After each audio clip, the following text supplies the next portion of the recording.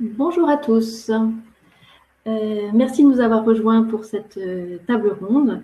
Je suis Agnès Laboudic, directrice opérationnelle de l'Institut Carnot-Mines et coordinatrice du projet CARA. Nous avons 30-35 minutes devant nous. Donc, à tout moment, vous pouvez intervenir sur l'onglet chat à droite de votre écran et vous pouvez aussi poser vos questions sur l'onglet questions, toujours à droite de votre écran. Ma collègue Annabelle Lasso compilera ces questions pour les poser aux intervenants d'ici 15-20 minutes. La conférence est enregistrée et vous pourrez la retrouver sur le site cara-innovation.com à la suite des rendez-vous Carnot. Le sujet de cette rencontre, la relocalisation des entreprises dans la filière de la mode et du luxe. Cette table ronde est organisée par le projet CARA, projet qui rassemble les chercheurs de 3 instituts Carnot, Mines, MICA et Ingénierie à Lyon. Notre objectif est de favoriser l'innovation dans les entreprises de la filière de la mode et du luxe et de contribuer ainsi à leur compétitivité. Les compétences touchent les matériaux offrant de nouveaux services, les procédés innovants, la digitalisation des entreprises, l'impact environnemental, mais aussi la transmission et la mutation des savoir-faire dans un contexte de modernisation de la production. Ce débat intervient dans une période de transformation de la filière en profondeur. Comment produire mieux, plus près, en limitant les invendus. En mai dernier, Bercy a d'ailleurs confié une mission sur la relocalisation de la filière textile durable au comité stratégique de la filière mode et luxe. Et cet été, dans le cadre du plan de relance, le ministère a lancé l'appel à projet Résilience pour limiter notre dépendance industrielle et technologique vis-à-vis de fournisseurs extra-européens dans des secteurs stratégiques. J'accueille cet après-midi avec plaisir pour en parler Pierre Schmitt, dirigeant du groupe Velcorex, Christian Kinen, porteur du projet de relocalisation Le Cube, et Frédéric Grimaud, chercheur à l'école des mines de Saint-Étienne. Monsieur Pierre Schmitt, mais je ne vois pas Pierre, est-ce que vous êtes là? J'ai peur que monsieur Schmitt ne soit pas avec nous. Donc, si monsieur Schmitt n'est pas là, je vais commencer à interviewer monsieur Kinen. Donc, monsieur Kinen, vous faites partie du groupe Fashion Cube, qui regroupe 7 marques du groupe Muliez, notamment Pinky, dont vous êtes issu. Et aujourd'hui, vous êtes leader du projet de Made in France au sein de Fashion Cube. Et vous êtes notamment chargé de monter l'usine Le Cube, qui fabriquera des jeans dans le nord de la France pour les marques du groupe et qui devrait entrer en production d'ici un an. Ce projet intervient alors que le groupe Fashion Cube a mis en œuvre depuis 2 ans des transformations, notamment digitales au sein de ses marques. Et aujourd'hui, j'ai envie de vous demander ce qui a poussé le groupe Fashion Cube à implanter une usine de jeans en France et quelle en était l'ambition. Bonjour à tous. Alors effectivement, Fashion Cube, c'est un écosystème de 6 marques. Oui, c'est bon. Qui comprend Pimki, Jules, Brice, Bisbee, Rouge-Gorge, Grain de Malice et Orsay. Et c'est un écosystème qui s'est donné il y a 3 ans une mission qui était de devenir une entreprise zéro waste, zéro perte, zéro déchet finalement, à la fois pour la planète, zéro perte de talent humain et zéro perte de profit. Donc ça, c'était une mission qu'on s'est donnée il y a 3 ans. Et j'ai lancé ce projet d'usine en France, dont l'objectif est de rendre le Made in France accessible au grand public. Et très concrètement, notre objectif, c'est d'être capable de fabriquer des jeans en France et de les vendre au même tarif que les produits asiatiques équivalents, tout en dégageant la même rentabilité pour nos marques. Merci beaucoup. Pierre Schmitt, je suis contente de vous avoir retrouvé. Vous dirigez 4 entreprises dans le Haut-Rhin qui couvrent la filature, le tissage, l'anoblissement et la création textile. 3 de ces entreprises, Velcorex, Tissus des Chaumes et Manuel Lang, étaient en liquidation lorsque vous les avez reprises entre 2010 et 2013. Ces entreprises sont plus que centenaires. Elles possèdent des savoir-faire ancestraux et devenues uniques dans la région. Et en misant sur l'innovation, vous avez redonné son lustre à une industrie prise dans la mondialisation. Vous avez en particulier développé ces dernières années des tissus éco-responsables à base de matières naturelles et contribué à la réintroduction d'une filière de lin française. Quels sont, d'après vous, des indicateurs qui montrent qu'il est possible de relocaliser la filière lin en France aujourd'hui? Écoutez, j'ai envie de vous répondre tout simplement, c'est une question de bon sens. Quand vous savez que la France est le premier producteur mondial de lin avec 150 000 tonnes, quand vous savez qu'on exporte tout le lin défibré en Chine et dans les pays de l'Est et que plus rien n'est valorisé depuis une vingtaine d'années, depuis qu'on a fermé toutes les filatures, quand on sait aujourd'hui qu'on a à côté de nous le premier constructeur, le leader mondial des machines de filature qui s'appelle Schlumberger, installé en Alsace depuis 202 siècles, quand vous savez qu'aujourd'hui, vous avez une demande mondiale de lin et de produits naturels qui est en explosion, donc vous avez un marché qui est en pleine croissance, et quand vous avez tous ces atouts, et surtout, pour moi, c'est une simple évidence, puisque les prix également en Chine sont en train d'augmenter. Les prix, à partir du moment où on maîtrisait toute la filière, il n'y avait plus d'intermédiaire puisqu'on achète le lin directement en Normandie. Donc, il y a 700 km entre Normandie et l'Alsace. La filature est intégrée et on a également le tissage qui est intégré, l'ennoblissement qui est intégré, tout est intégré. Et ça, c'est un système qui est vertueux. Et en plus, on a un écosystème sur Mulhouse avec les écoles textiles, les écoles de chimie, tout ça qui a été créé très longtemps par l'industrie textile et les laboratoires comme les laboratoires de Carnomica, tout ça sur la même plateforme de proximité. Vous avez tous les atouts et pour moi, c'est une évidence totale de se lancer là-dedans et de réhabiliter une filière d'exception et en faire une filière d'avenir pour les nouveaux matériaux du futur qui vont largement au-delà du textile. Donc, pour moi, c'est quelque chose qui est évident. Ça fait comme 10 ans, je rappelle, ça ne tombe pas du ciel non plus. Ça fait 10 ans qu'on travaille là-dessus. Ça fait 10 ans maintenant qu'on connaît le monde des agriculteurs, les chambriers, mais également les ligniers. Ça fait 10 ans qu'on connaît Schlumberger et qu'on travaille avec eux. Et ça fait quelques années qu'on connaît l'écosystème, le monde des laboratoires et de la recherche. Et lorsque vous avez tout ça, ça me rappelle l'article qui est apparu il y a quelques années dans les Échos qui disait on ne peut pas innover loin des usines et loin des consommateurs. Et on a totalement perdu ce réflexe de bon sens. On ne peut pas innover en envoyant un email à des Chinois. Moi, je ne crois pas. Moi, je n'y ai jamais cru. Au contraire, on se paupérise. Et le fait d'avoir tous les acteurs, y compris les acteurs du terrain, ceux qui pilotent les machines, pas uniquement les ingénieurs, mais à partir du moment où vous avez tout sur la main, c'est un véritable plaisir d'innover. Et c'est une innovation concrète qui s'inscrit dans un territoire, qui s'inscrit dans une histoire.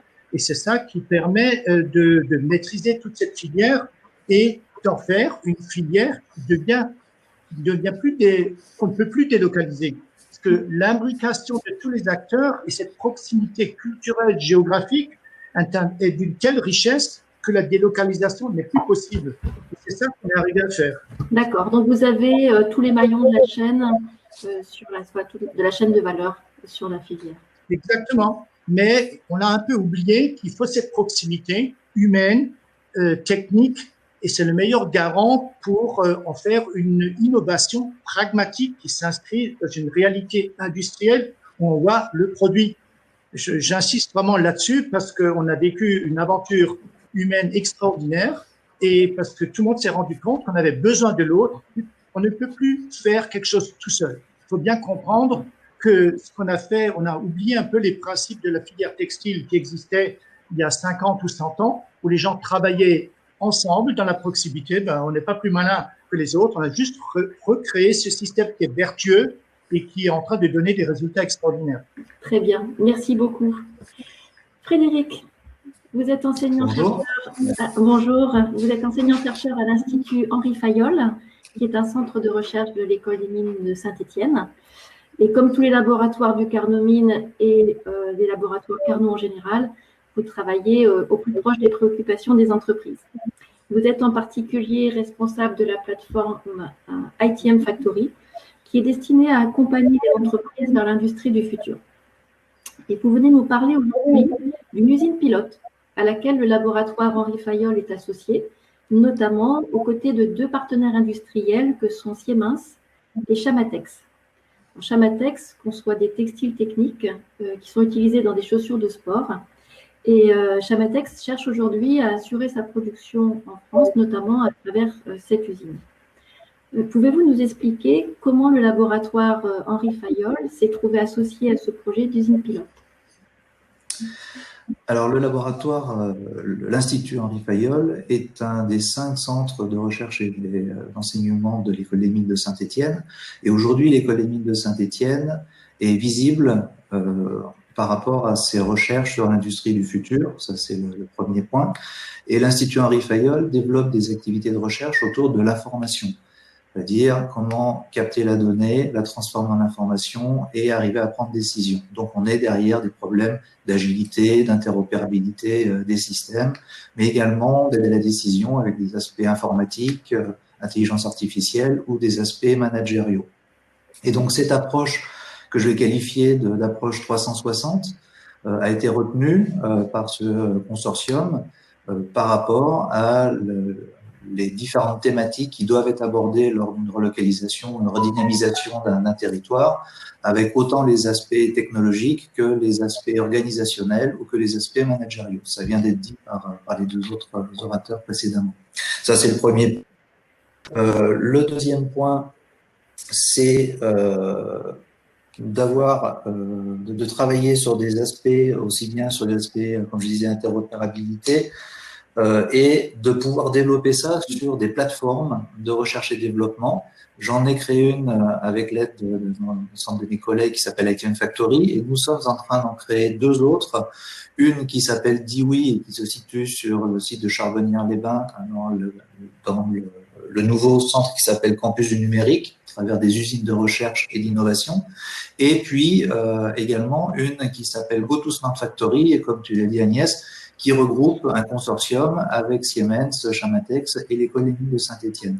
Donc, nous avons également un savoir-faire sur la création de ces plateformes depuis, on va dire, une dizaine d'années, plateformes que nous développons, que ce soit à Saint-Étienne ou également à Gardanne. Et le troisième point que je viens d'évoquer, en fait, c'est l'opportunité qui nous est donnée par ces développements à Charbonnières de mener des projets de partenariat public-privé autour de ces thématiques du numérique et de l'innovation pour le tissu industriel. Voilà, donc trois aspects qui ont fait que nous avons été approchés et que nous travaillons main dans la main avec Siemens, Chamatex et également d'autres universitaires ou d'autres privés au sein de ces projets. Est-ce que tu peux détailler quelques thèmes de recherche qui sont développés dans ce cadre ? Oui, alors les principaux thèmes de recherche qu'on va développer, c'est la problématique de l'interopérabilité des systèmes, c'est-à-dire, M. Schmitt en a parlé en disant il faut intégrer une chaîne de valeur, et à l'intérieur du système d'information, il est extrêmement important aussi que l'ensemble des boîtes ne soient pas silotées, mais soient interopérables. Ça passe par à la fois les aspects informatiques, support, les problèmes de cybersécurité, les problèmes d'interaction entre les systèmes d'information, et puis également sur les aspects managériaux. Le deuxième aspect que l'on développe, c'est l'agilité des organisations. Aujourd'hui, on a à faire face à des nouvelles demandes de la part des clients. On parle de mass customization, une personnalisation de masse. Donc derrière, à la fois le marketing, la co-conception et l'industrialisation doivent être cohérentes avec cette nouvelle demande, et on travaille sur des nouveaux outils d'agilité en termes d'organisation industrielle. Et également, le troisième point qu'on pourra aborder, c'est les aspects environnementaux. Il est extrêmement important lors de ces redynamisations de travailler à des nouvelles solutions. On sait que le numérique coûte cher d'un point de vue environnemental, entre autres, et donc il est important de faire les bons choix et de réfléchir à des techniques d'éco-conception, de meilleures techniques disponibles, et de qualité, on va dire, RSE globale du développement qui est fait. Donc, ces différentes thématiques qui sont portées par l'Institut Henri Fayol à travers les différentes équipes contribuent à cette vision 360 dont je parlais et amènent cette vision, on va dire, systémique, holistique dans le cadre du projet. On peut citer un exemple de projet où on travaille sur l'interopérabilité, c'est le projet MIND, porté par le Carnomine, dans lequel on retrouve également l'école des mines de Saint-Étienne avec un ensemble d'autres écoles des mines et mines Paritech en particulier qui portent le projet. Et là-dedans, on travaille à l'intégration de bibliothèques de coconsole logiciels pour travailler sur le calcul de performance et l'intelligence artificielle. Donc voilà un exemple typique d'interopérabilité qui va nous permettre de mutualiser nos efforts et d'avoir un ensemble d'outils à la disposition, là dans un cadre bien précis, plutôt physique, mais de développer ce type de partenariat et d'objets. Merci Frédéric. Monsieur Schmitt, est-ce que vous pouvez nous parler des innovations que vous avez dû développer dans soit dans l'outil de production, soit dans l'organisation du travail pour produire des tissus en matière naturelle? Si vous voulez, moi je vous parlerai surtout de l'intégration de la filature parce que c'est un nouveau métier et parce que le reste, je dirais le tissage et l'ennoblissement, c'est des choses qu'on connaît. Et le lin, c'est quand même des matières qu'on connaît également. Donc, évidemment, on a intégré ça depuis quelques temps. On maîtrise relativement bien ces fibres naturelles, mais le vrai défi, c'est d'avoir su intégrer la filature dans un espace de temps relativement court, puisque c'est une industrie qui est passée depuis 20 ans. C'est vrai que le challenge n'était pas évident. On a pu bénéficier évidemment du matériel d'occasion, parce que malheureusement, aujourd'hui, il n'y a pas de machine de filature qui a été construite ces 10 dernières années. Donc, il a fallu récupérer, c'est un concours de circonstances assez unique, des dernières machines qui ont été construites par Schlumberger et qui étaient exportées en Irlande, qui sont revenues, qui sont reparties en Hongrie. Donc, on a récupéré tout ce matériel. Les réintroduire en France. On a pu les récupérer il a fallu comme une dizaine de camions, de semi-remorques, c'était un sacré chantier, mais on a aussi pu mobiliser des retraités, notamment de Schlumberger, qui nous ont aidés. Parce que c'était une opération quand même, je dirais, de sauvetage industriel des machines qui seraient aussi parties. Donc, il a d'abord fallu vraiment mobiliser les dernières compétences, parce qu'il ne faut jamais oublier que certaines compétences textiles aujourd'hui se retrouvent soit dans les cimetières, je plaisante, soit chez les retraités. Donc, chez les retraités aussi, actuellement, il y a beaucoup de compétences, parce que cette dernière génération est déjà plus active, mais elle est capable de se mobiliser. Et je remercierai jamais assez les anciens du Schlumberger de nous avoir prêté main forte pour pouvoir le faire.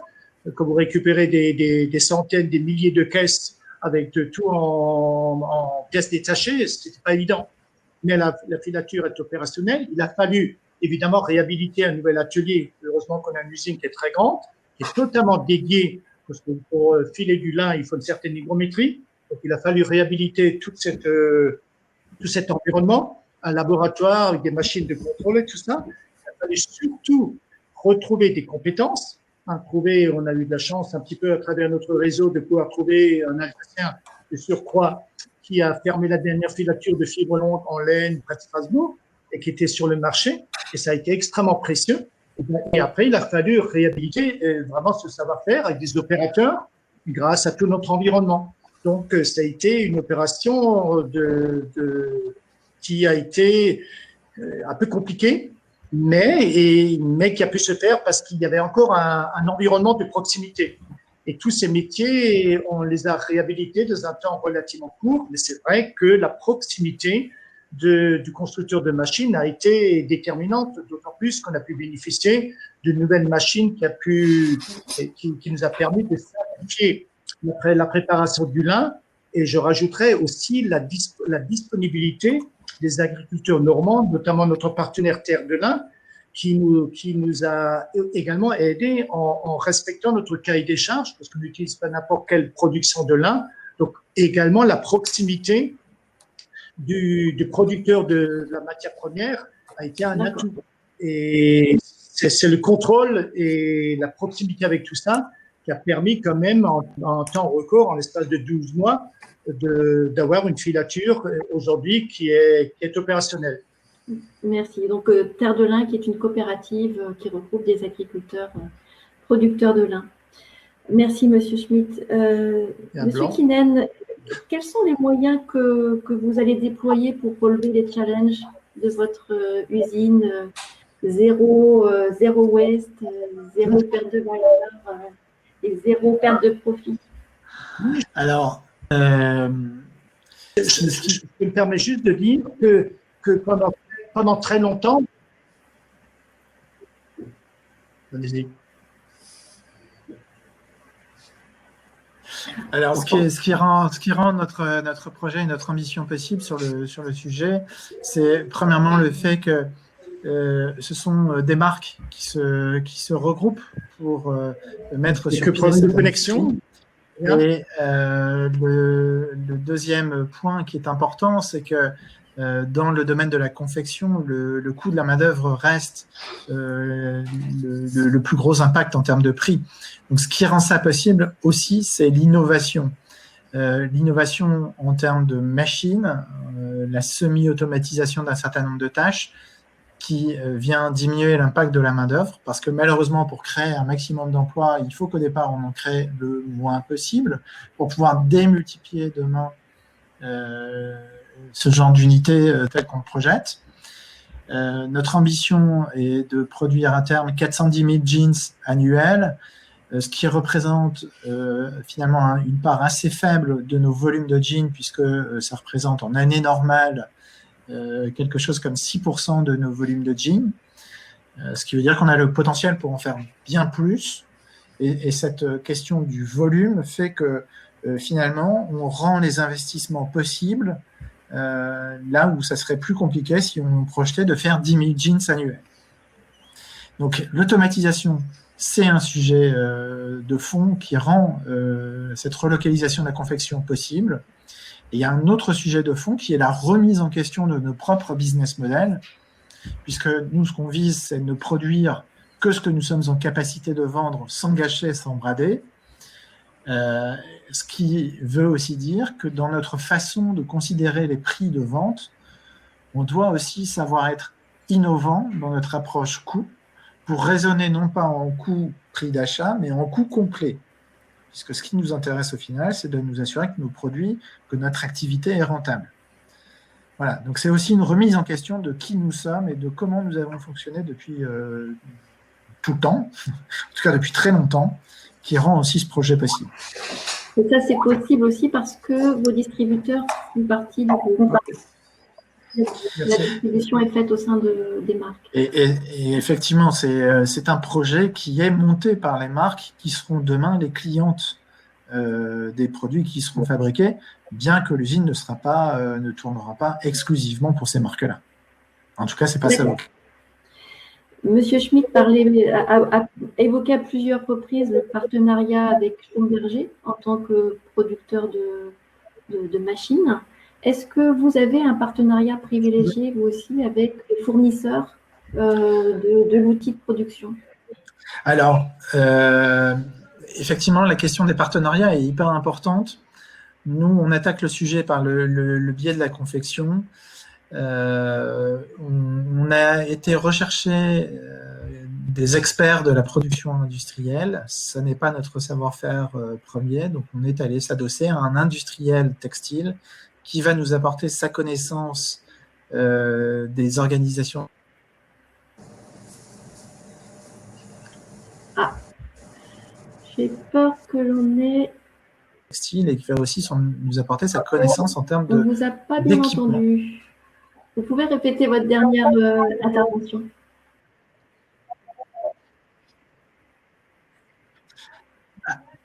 Oui, tout à fait. Nous sommes donc allés chercher un industriel qui nous apporte son expertise en termes d'organisation d'usine et en termes d'équipements, qui sont les équipements qui vont nous permettre de minimiser nos coûts de fonctionnement. Comment est-ce que vous gérez la ressource humaine autour de vous? Alors, c'est peut-être un peu prématuré puisque l'usine n'est pas encore opérationnelle, mais est-ce que ce seront des nouvelles personnes? Est-ce que vous le savez déjà? Est-ce que vous pouvez déjà en parler? Est-ce qu'il faudra les former? Est-ce que ce sont des personnes du groupe?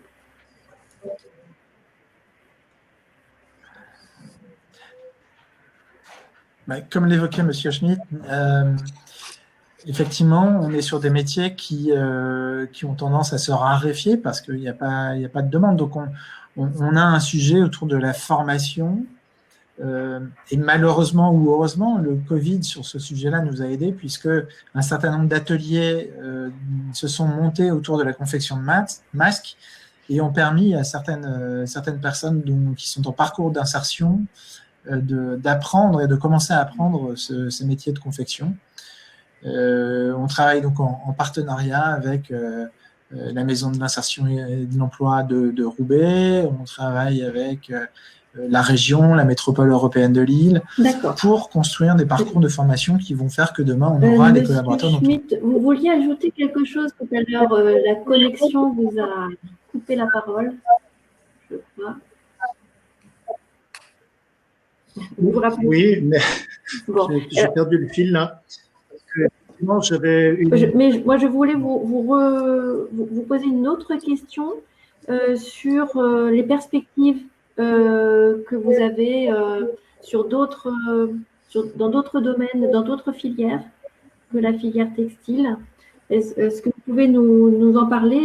Je sais que vous collaborez avec notre partenaire Mika sur des matériaux composites. Est-ce que vous pouvez nous en parler un petit peu? Ben oui, tout à fait.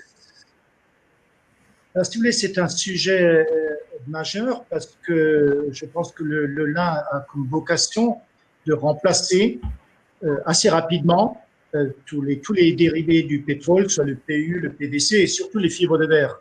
Il y a une quantité énorme de fibres de verre qui sont utilisées dans beaucoup de domaines, dans le bâtiment, l'isolation et dans beaucoup d'autres domaines.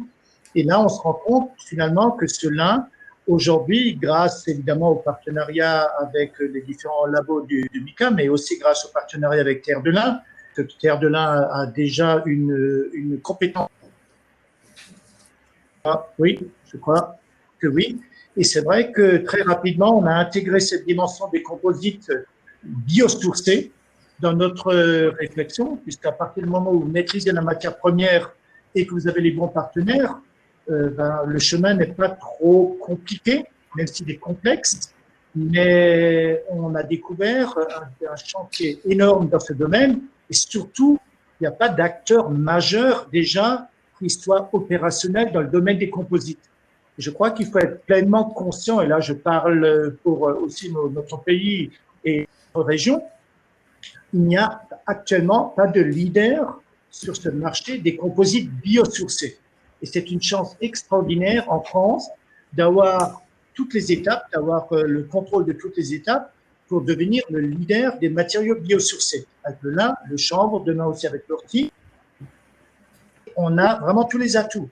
Et pour être à côté de l'Allemagne et de la Suisse, des pays comme qui sont très dynamiques dans beaucoup de domaines, les Allemands et les Suisses n'ont pas de filière aujourd'hui bien structurée et bien avancée dans le domaine des biocomposites. Donc on a tous les atouts.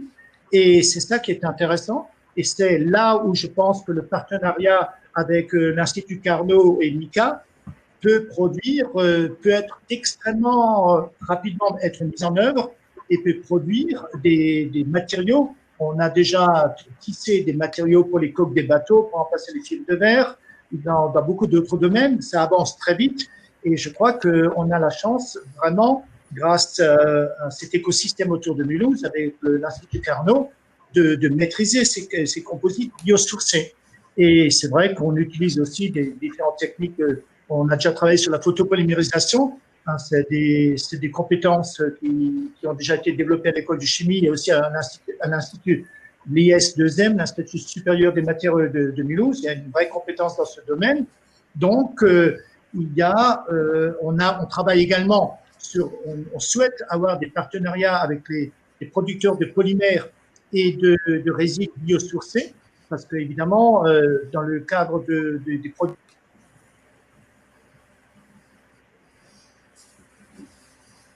Oh. Je crois que Monsieur Schmitt, vous êtes toujours là? J'ai bien peur qu'on ait perdu à nouveau Monsieur Schmitt.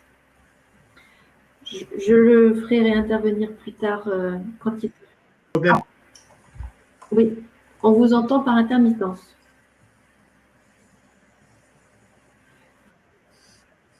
Voilà, entendu. Je disais que dans les autres pays, je reviens sur le leadership qu'on a, et je reviens sur l'importance évidemment des polymères et des résines biosourcées, parce que c'est un domaine qui est en plein développement, mais je crois qu'il y a des partenaires en France qui ont aussi une certaine compétence industrielle, mais c'est un terrain aujourd'hui d'excellence qui nous permettra d'avoir des matériaux totalement biosourcés. Et on sait qu'en Allemagne, il y a énormément, en France, un peu partout en Europe, il y a énormément de demandes, parce que tout le monde sait que le lin est très léger, il absorbe les chocs, donc il a des caractéristiques particulièrement intéressantes et qui intéressent par définition beaucoup d'acteurs dans le monde industriel. Merci. Oui, effectivement, il y a beaucoup de recherches autour de ces renforts de composites en matière naturelle. Et peut-être que effectivement, il faut faire le lien entre les producteurs de ces fibres et puis l'utilisation qui en est faite. Monsieur Kynen, très vite, quelques perspectives de développement, peut-être une fois que votre usine sera montée opérationnelle? Alors, les perspectives de développement, elles sont nombreuses. Elles ont cependant trois axes principaux. La première perspective de développement, je vous l'ai laissé entendre, c'est faire davantage de jeans, c'est-à-dire passer de 410 000 à plusieurs millions, pourquoi pas, et relocaliser massivement la fabrication des jeans. Donc ça, c'est une première perspective qui est de développer l'unité existante. Alors, la développer intelligemment, c'est-à-dire plutôt en démultipliant ce genre d'unité de production en grande proximité avec le consommateur. Donc demain, on peut très bien imaginer dupliquer ça à Strasbourg, à Marseille, à Bordeaux, à Barcelone, à Moscou, à Berlin, à Buenos Aires. Ça va vraiment passer sur une production complètement locale. Ça, c'est le premier sujet. Le deuxième sujet de développement, c'est de se dire que si on est capable de le faire sur du jean, on doit être capable de le faire sur d'autres catégories de produits, à commencer par les chinos. Mais on regarde aussi ce qui se passe sur le t-shirt et on peut très bien imaginer étendre ça à d'autres catégories de produits. Et enfin, un autre développement, et peut-être encore plus important que les autres, c'est de se dire qu'il faut qu'on arrive sur des filières 100% locales. Et notre objectif, à terme, est de partir des vêtements dont le consommateur ne veut plus et qui n'ont plus d'autre intérêt que de partir dans une filière de recyclage pour en refaire du fil, en refaire du tissu et en refaire in fine des produits finis. Donc être sur une boucle 100% fermée, qui est pour nous la meilleure et la plus efficace façon de diminuer nos impacts environnementaux. Une production locale sur la base de matériaux qui ont déjà été produits. Merci beaucoup. Bon, je me permets de dire qu'on peut déjà vous livrer une toile de jean en lin, en 100% lin, pour être totalement local. Et même peut-être en ortie, Monsieur Schmitt. On l'a déjà fait en ortie de Népal, mais c'est tout à fait faisable de faire avec une ortie de main qui pousse sans eau, sans engrais, sans pesticides. C'est un système, c'est une économie circulaire tout à fait vertueuse. Et je crois que si l'INRA, notamment, pouvait se mobiliser dans ce sens-là, je lance un appel, je pense qu'il ne manquerait pas grand-chose pour avoir, effectivement, pour répondre à Christian, on a tous les éléments, y compris la matière première, donc on peut maîtriser vraiment toute la filière. Oui, alors je vous rajoute, pardon, je ne veux pas qu'on rentre dans un débat, je rajoute juste une contrainte qui est que mon objectif est d'être capable de vendre ces produits-là au même prix que les produits asiatiques équivalents. Et donc, il y a une contrainte, une dimension économique malgré tout. Bien sûr. Frédéric, une petite question sur comment les entreprises peuvent-elles travailler avec Bon, après, si vous voulez, le coton que vous utilisez aujourd'hui, il y a beaucoup de choses qu'on ne paye, que les consommateurs ne payent pas au niveau de la pollution, de l'eau et tout ça. C'est un autre débat plus global, mais un jour, je pense que quelqu'un devra payer les conséquences de la pollution inhérente au coton. Tout à fait. Entièrement d'accord. Ce qui nous fait avec là. Ça interviendra dans le coût global. Frédéric, tout à fait, c'est le coût global, absolument. Peut-être comment les entreprises peuvent peuvent-elles travailler avec les plateformes qui sont développées chez vous? Elles peuvent nous contacter. J'ai mis dans le chat des liens Internet vers les différentes plateformes dont j'ai parlé. Elles peuvent se renseigner auprès de la direction de la recherche et de l'innovation de l'École des mines de Saint-Étienne, qui les réaiguillera vers les personnes adéquates. Je ne vais pas citer l'ensemble des personnes, mais voilà, ce sont des plateformes qui sont, alors, en période Covid, c'est plus difficile de venir nous voir physiquement, mais n'hésitez pas à prendre rendez-vous ou à nous consulter. Celles qui sont sur Saint-Étienne sont très très proches de l'École des mines de Saint-Étienne, les autres sont à Lyon. Ça démarre au mois de janvier, c'est-à-dire que ça a inauguré début janvier, ces deux plateformes. Donc il y aura une inauguration, donc n'hésitez pas, il va y avoir beaucoup de buzz médiatique dessus. Donc ça sera l'occasion de se rencontrer et puis de discuter de ces différents projets. On est en train de se structurer également à l'École des mines de Saint-Étienne avec une nouvelle direction, direction des projets et d'innovation, qui a pour but justement d'être ce portail, entre autres. Et puis, il y a également un portail qui est en train d'être mis en place au niveau de la région par rapport aux deux plateformes dont j'ai cité, qui va être un espèce de catalyseur voilà, des demandes et ensuite de pouvoir répartir et de monter des consortiums avec l'ensemble des partenaires des différents projets et qui seront présents sur ces campus. D'accord, merci Frédéric. On a deux questions. J'ai une première question. Comment se fait le financement de tous ces différents projets? Alors, je ne sais pas si elle est fléchée vers quelqu'un. Si vous voulez, c'est une très bonne question parce que, si vous voulez, on est quand même un petit peu encore dans la filière textile, l'otage des a priori du monde bancaire, qui n'a peut-être pas encore compris que c'est une filière en plein bouleversement et qui est en plein avenir et qui a encore le regard du passé. Donc, c'est vrai que c'est un vrai problème et c'est un peu dommage, effectivement, que le monde bancaire reste coincé un peu dans des a priori à l'égard du textile qui sont absolument dépassés. Mais je pense que la BPI, elle est vraiment présente. Il faut saluer vraiment le travail de la BPI qui est extrêmement active. Il y a aussi différents services de l'État, comme la Directe. Il y a énormément de leviers au niveau de l'État. Il y a les appels à projets. Tout le monde sait qu'actuellement, il y a énormément. D'ailleurs, on a répondu à un appel à projet assez important ensemble avec Schlumberger pour accélérer la mise en place de cette nouvelle ligne de matériaux de machines à filer. Donc, c'est l'appel à projet résilience. Donc, c'est